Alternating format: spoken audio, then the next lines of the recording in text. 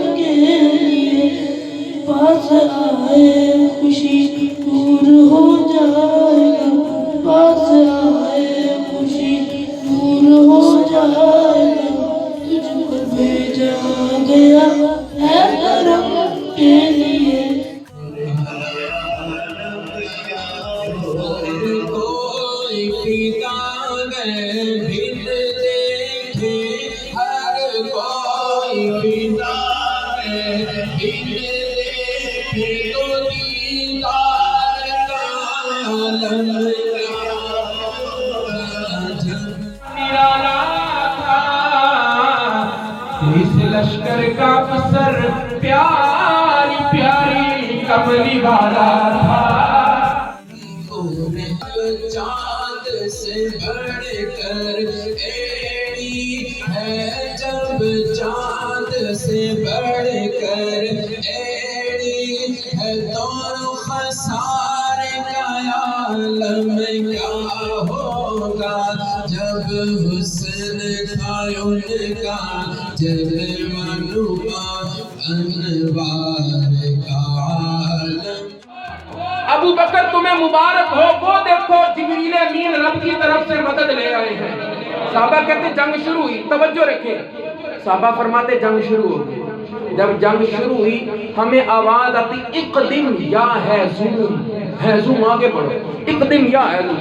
کہتے ہم حیران تھے کہ ہمیں آواز آتی بندہ نظر نہیں آتا۔ صحابہ کہتے ہیں ہم تلوار اٹھاتے مارنے لگتے، کافر کا سر پہلے اتر جاتا، تلوار لگنے سے پہلے۔ ہم نے رسول اللہ کی بارگاہ میں یا رسول اللہ حیزوم کون ہے؟ نبی پاک علیہ السلام نے فرمایا حیزوم یہ جبریل کے گھوڑے کا نام ہے۔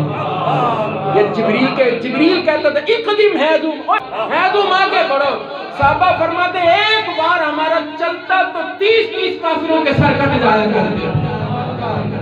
بھروسہ ہے تو اس سے سادہ سی کالی کم کے ساتھ کھڑے، اور یہ منافقت کا سب سے اعلیٰ درجہ ہوتا ہے۔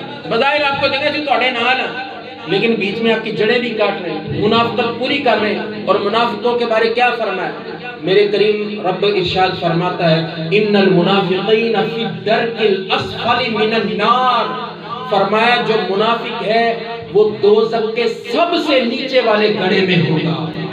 تو جو کافر ہے وہ اوپر ہوگا، منافق سب سے نیچے ہوگا۔ اللہ ہمیں سمجھنے کی سے انوکھا تھا، نرالا تھا کہ اس لشکر کا افسر پیاری پیاری کملی والا تھا، کہ اس لشکر کا افسر پیاری پیاری کملی والا تھا۔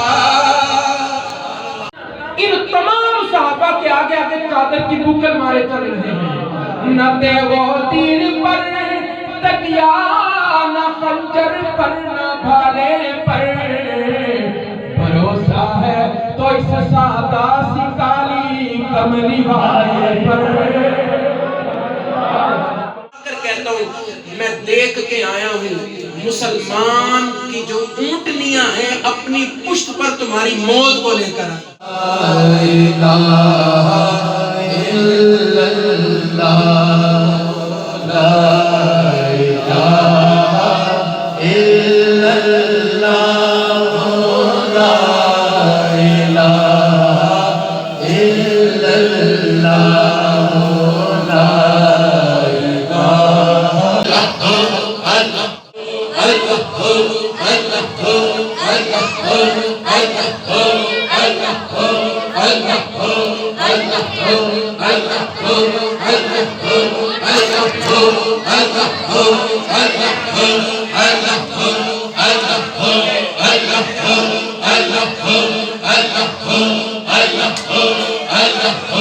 اس مقصد کے لیے پکایا تیار کیا بطور افطاری کی بارگاہ میں منظور و مقبول فرما۔